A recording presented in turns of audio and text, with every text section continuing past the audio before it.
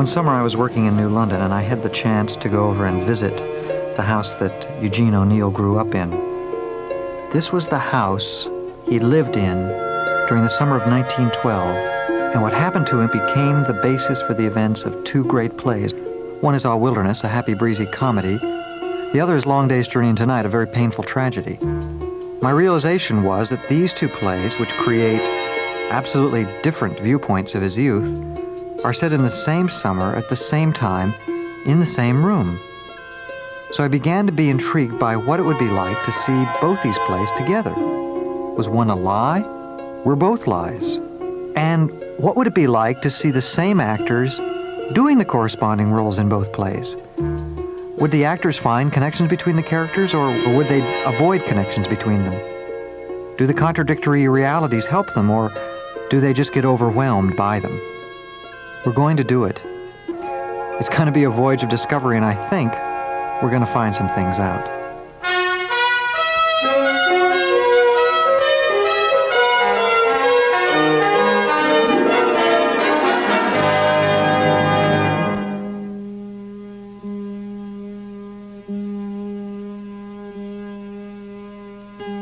New London. Then.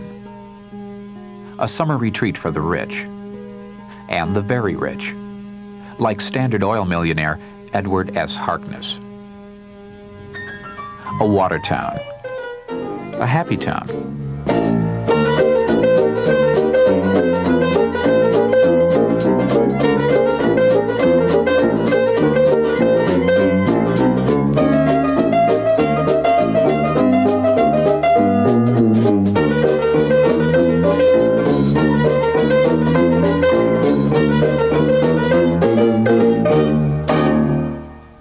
New London, now.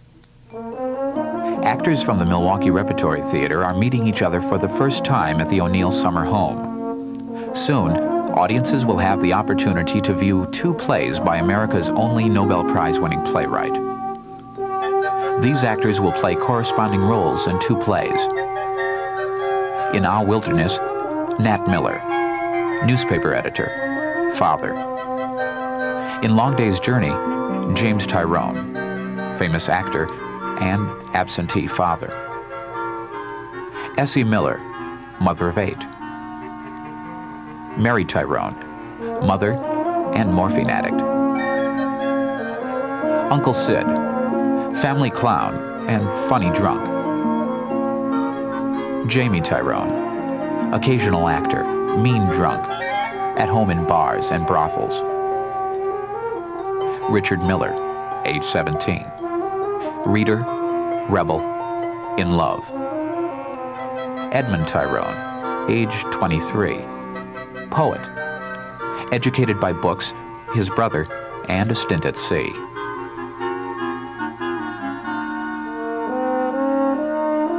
I got immense satisfaction out of writing this play, and I feel great affection for it. This is the O'Neill sitting room, I mean, the real thing.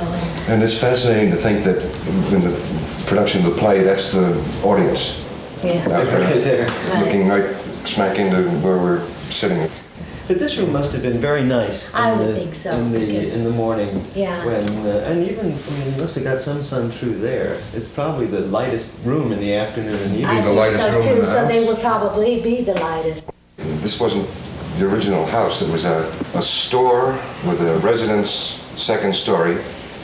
And I think this room that we're sitting in now is a school room. And then they were put together, and James, the elder, put in an ostentatious staircase there that runs right into the front door and has 12 feet ceilings, which seem to make the rooms bigger than they actually are. James O'Neill Sr., actor. By the turn of the century, he was one of America's best-loved actors, having played the melodramatic Count of Monte Cristo literally thousands of times. I can remember my father, dripping with salt and sawdust, climbing on a stool behind a swimming profile of dashing waves with arms outstretched to declare the world was his. That was the signal for the house to burst into deafening applause. It was a play he owned, and it brought this Irish immigrant the money necessary to invest in something he believed in: land. I keep reading in O'Neill biographies how being in New London was an important shaping thing for him, because right away, as a child, he had the sea right there that he could relate to.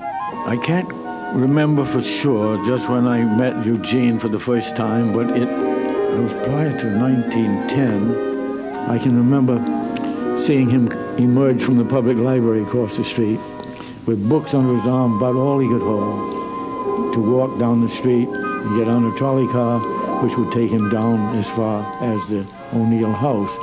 One of Eugene O'Neill's favorite companions, and probably who knew more about Eugene O'Neill than anybody else, was Arthur McGinley. It was a big McGinley family. Oh, they were great people, I want to tell you.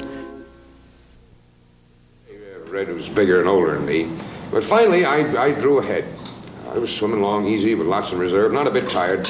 But suddenly I heard sort of a gasp from behind me, like this. Help! I turned, there was Red, his face all pinched and whitened. He says weakly, "Help, Nat! I got a cramp in my leg." Ooh. Well, I don't mind telling you, I got mighty scared. I didn't know what to do. Then suddenly I thought of the pile. Now, if I could drag him over to the pile, I could hang on to him until someone would notice us. But that pile was, I calculated it must have been 200 feet away. That's 250. What's that? 250. I've taken down distance every time you saved Red's life for 30 years. And the mean average of that pile is 250 feet. Why do you let that Red drown anyway, Nat? I never knew him, but I know I wouldn't have liked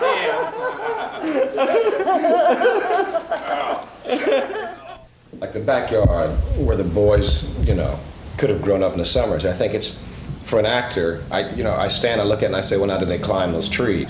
And then like the pink tile by the fireplace, and whoever it was, I can't remember who she said, carved Monte Cristo, carved MC on the, was that you? Yeah. Was that Eugene? This is Eugene's bedroom. The thing that strikes me about him is that he's somebody who the gods or somebody saw at a very early age and said, aha, here is someone who is a potential dramatic genius. Let's put him through hell so they'll have something to write about. My ideas are hardly based on inexperience or a cloistered existence. The Education of Eugene O'Neill, 1906, courtesy of older brother Jamie. The Crocker House, to learn about drink. The Winthrop Hotel, to learn about the ladies. The girls in those days were less ambitious and more fun.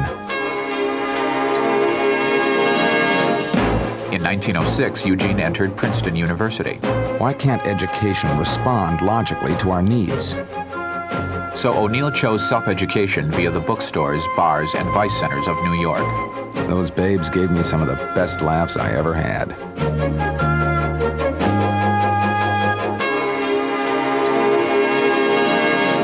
1909. Eugene planned to marry the first nice girl he had known well. His father objected and offered him a gold expedition to Honduras. Eugene accepted, married the pregnant girl anyway, and went to sea. The sea calls to the blood of the Irish.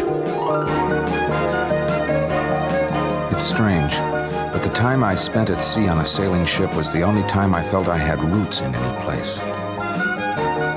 O'Neill joins a New London newspaper as a reporter, but really wants a forum for his poetry. He gets it. His editor was Frederick P. Latimer. He's the first one who really thought I had something to say and believed I could say it. 1912. A New York flophouse. A suicide attempt, but with non-prescription drugs. It failed.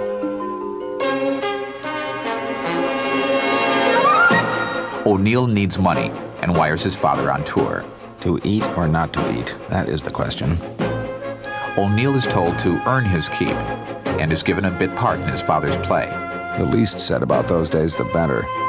The alcoholic content was as high as the acting was low. They graduated me from the Orpheum circuit with a degree of lousy cum laude. In 1914, a summer cold turns out to be tuberculosis. It was at the sanatorium that my mind got a chance to digest and evaluate the impressions of many years. in which one experience had crowded on another with never a second's reflection. I'd always been high-strung, highly introspective, intensely nervous, and self-conscious. I drank to overcome my shyness. When I was writing, I was alive.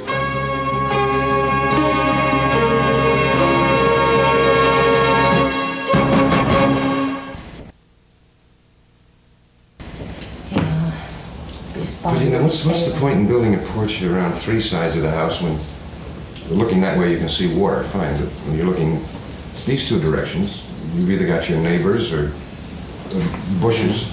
Well, he's got the side porch to go there so he can watch the people he's renting to next door. That's right. Right. We got very well acquainted, of course, with Mr. O'Neill. He was a very nice gentleman. It was just a summer cottage, and we wanted it for the year round. So my husband made a deal with him and put in all of the heating equipment, the lighting, and everything that we needed. So we took it over, we did everything ourselves. That pleased Mr. O'Neill, all right. He wasn't a spender by any means. The cottage would be important to Eugene. He would watch Mrs. Phone's younger sister, Maybelle, walk by his hedge on the way to visit her. After all he had been through, the sea, marriage and divorce, he was ready for an innocent romance. You know, I've never met your sister. Now, if you'd like to meet my sister, she'll be at Bessie Young's wedding, so you can meet her there. The wedding day came. At last we meet. The romance was pursued, with walks, discussions of Eugene's favorite authors, and constant correspondence. From then on, they had quite a love affair, I guess, but that didn't please my parents very much. I guess he had rather a reputation that wasn't too good around town. I agreed with my sister. I thought he was all right, too. So she used to come to my house to see him and take walks with him.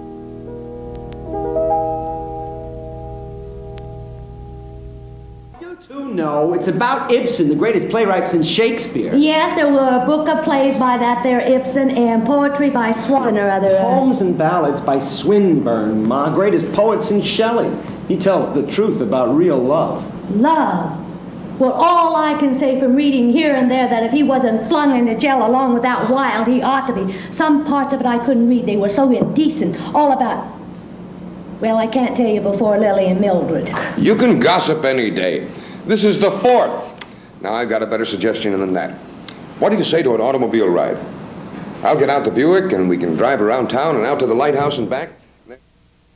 And you can sort of feel that about the house, that given the right circumstances and the right kind of a day and the right mood for everybody, it probably could be a fairly light place. Pleasant, yeah.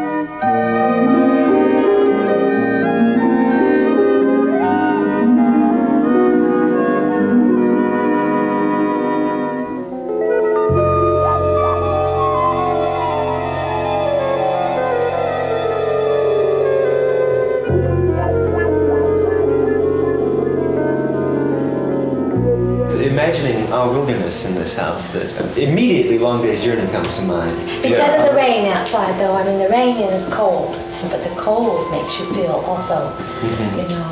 tragic. She says it serves you right. I'm sick and tired of pretending this is a home. You don't want one. You've never wanted one, never since the day we were married. Mama. This play of old sorrow written in tears and blood. Jamie O'Neill. He never found his place. He never belonged. Once, while his parents were on the road, Jamie gave the measles to his baby brother Edmund. Edmund died. After that, Eugene was conceived. It was my fault. I shouldn't have let you insist that I have another baby to take Eugene's place. It was in her long sickness after bringing him into the world that she first... She didn't have anything to do with it. I'm not blaming her. Who are you blaming? Edmund, for being born. You damn fool. No one's to blame. That bastard of a doctor was. What Mama said, he's another cheap quack like Hardy. You wouldn't pay for a first-class... That's a lie! So I'm to blame. I was born in New York City, in an uptown family hotel. You might say I started out as a trooper. To an actor's son, Christmas meant less than nothing. We never had much chance for winter homes. And my mother had to travel and put me in a bureau drawer with 2 pillows for my cradle. Truth is, I had no youth. Never had a home. Never had a chance to establish roots. My mother never had a home.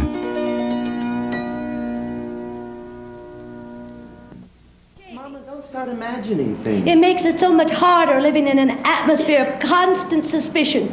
And none of you believe in me or trust me. That's crazy, Mama. We do trust you. If only there was somewhere where I could go to for a day or an afternoon. Some woman friend that I could talk to. Not that I'd want to have anything to do with him. I've always hated this town and everyone in it. You know that. But your father liked it here. I think that James O'Neill was respected, all right.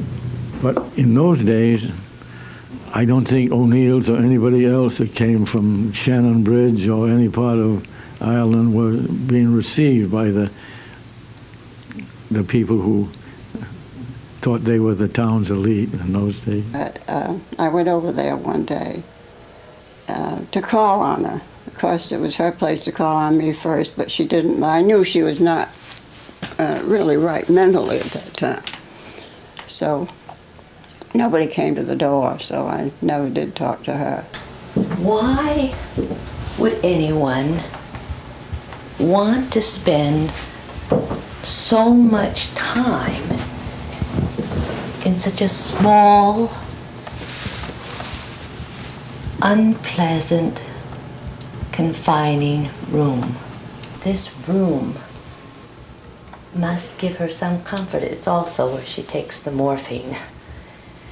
And she paces a lot in this room. It's a very small room. And what does she think about while she's pacing? Where's the hophead? She gonna sleep? You dirty bastard!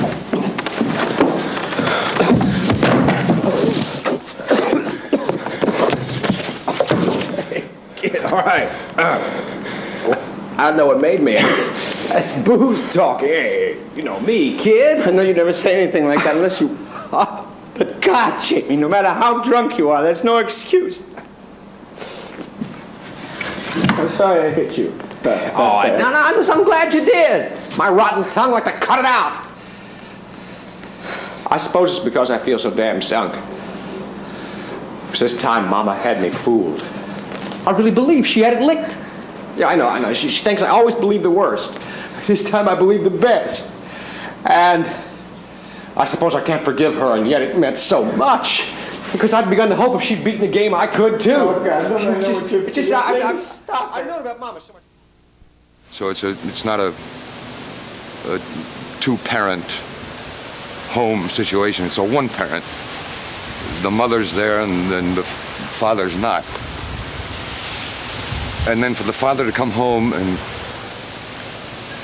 well, you know the situation. It's like the hero of the football game comes back home for the weekend and is worshipped for 48 hours and then goes away. And you're left with this rather stunning impact of what do you do? Here's this guy who's a giant, and here he is, and we can hold his hand, and we can play games with him, and we can talk with him for a day or a day and a half or 2 months even. And then he's gone. And we get a postcard from, name it, Chicago, Milwaukee, Sheboygan, Phoenix, it doesn't make any difference. Wherever he played, there's a postcard saying, "I'm well and happy." And you say, you know, where is my old man? Where's my father?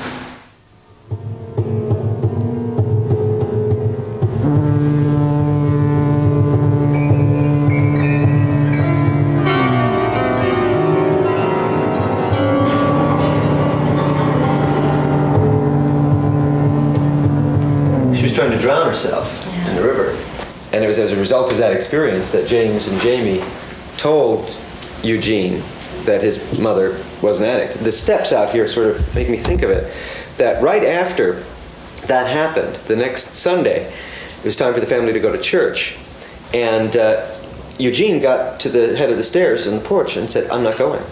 Up until that time, he'd been a very staunch Catholic. Well, and it was like a total break. I have very firm ideas about the play, but I try not to impose them, and I try not to mention them hardly at the beginning. It's a very sensitive guiding process and a mutual discovery that takes place. Well, as I get to know the actor more in rehearsal, I try also to play to the actor's strength. And then I just try to encourage the actor to try anything. You do it, then you stop, and you say, I don't feel it was quite right, and I'm not sure what's missing. And the director says, well, maybe less anger on the line and a little more humor from your point of view, and don't get so mad. Don't think it's that severe that you have to get really angry. Sometimes I find carrying over in Our Wilderness a bit of my reactions to the way those people are in Long Day's Journey, and you have to like squash that right away. You have to get rid of it right away. Perhaps there are duplications in a relationship, I don't know, but it scares me to think that I get caught in that. And last night when I was working at home, I came up with 3 or 4 places that I wanted to try something new, and they all paid off. And so it's like going down through the layers of an onion. You go to one skin and the next skin and the next skin, and you keep getting closer and closer to center. But it's exhausting.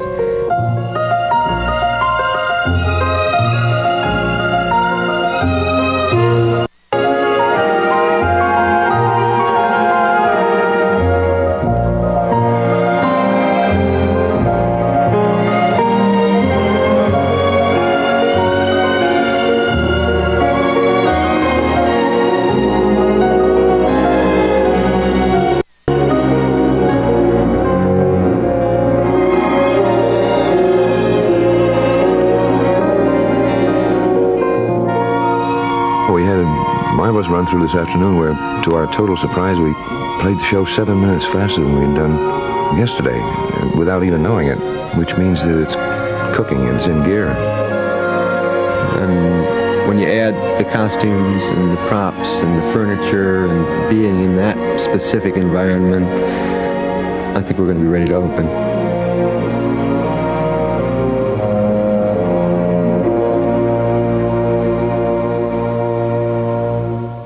So I began to be intrigued by what it would be like to see both these plays together. Would the actors find connections between the characters? Uncle Sid's supposed to be Jamie, seen through softer eyes. I think Jamie's got a much more advanced problem.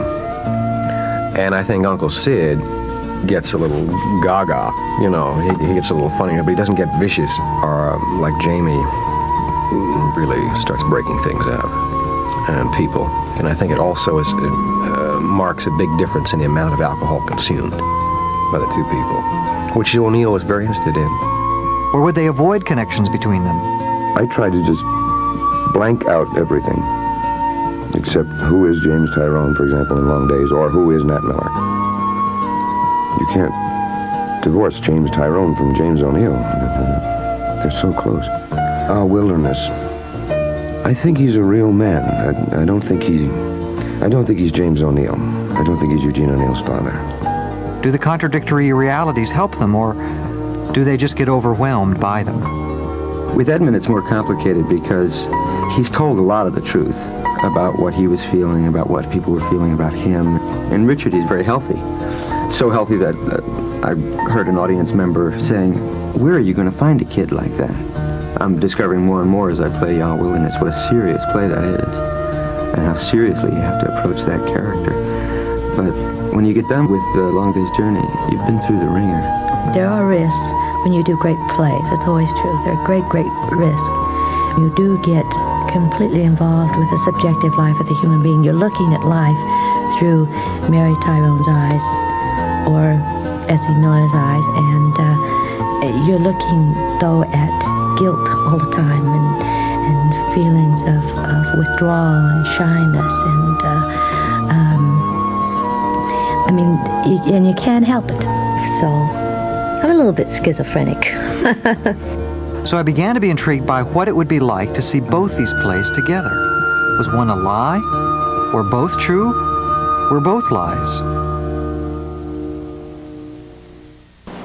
Arthur's up with Elsie Rand, I suppose. Of course. Where's Mildred? Oh, out with her latest. I forgot who. I can't keep track of them. Then from all reports, we seem to be completely surrounded by love. Well, we've had our share, haven't we? We don't have to begrudge it to our children. You sort of forget that the moon was the same way back then and everything. You're all right, Richard. You're a good boy, Richard. I got immense satisfaction out of writing this play, and I feel great affection for it. It's what I would have liked my boyhood to be.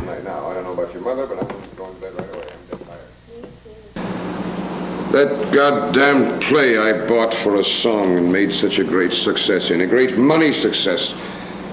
It ruined me with its promise of an easy fortune, and by the time I'd woke up to the fact, I'd become a slave to the damn thing and did try other plays, but it was too late. They had identified me with that one part, and they didn't want me in anything else, and then they were right, too.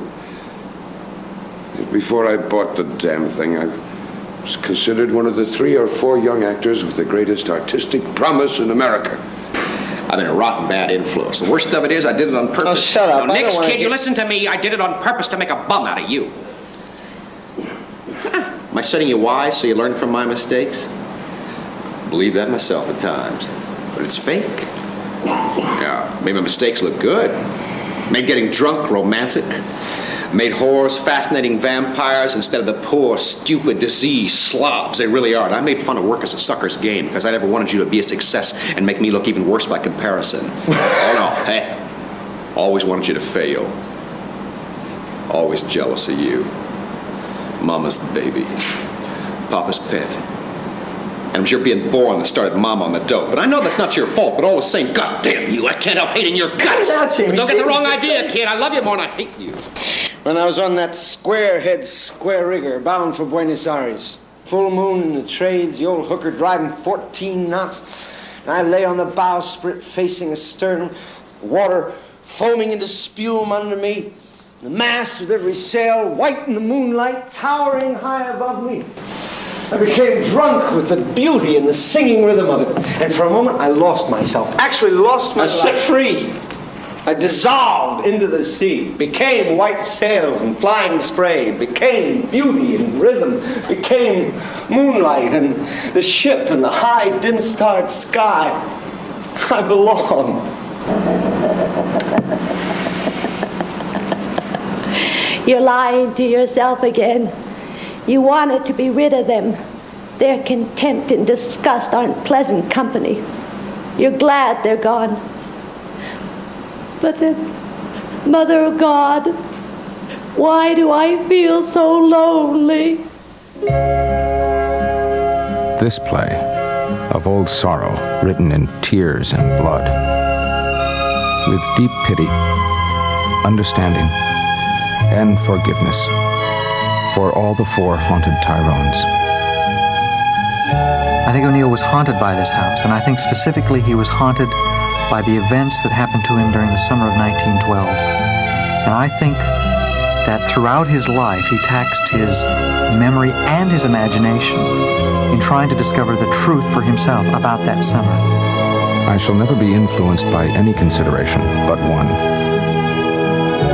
Is it the truth as I know it, or better still, feel it?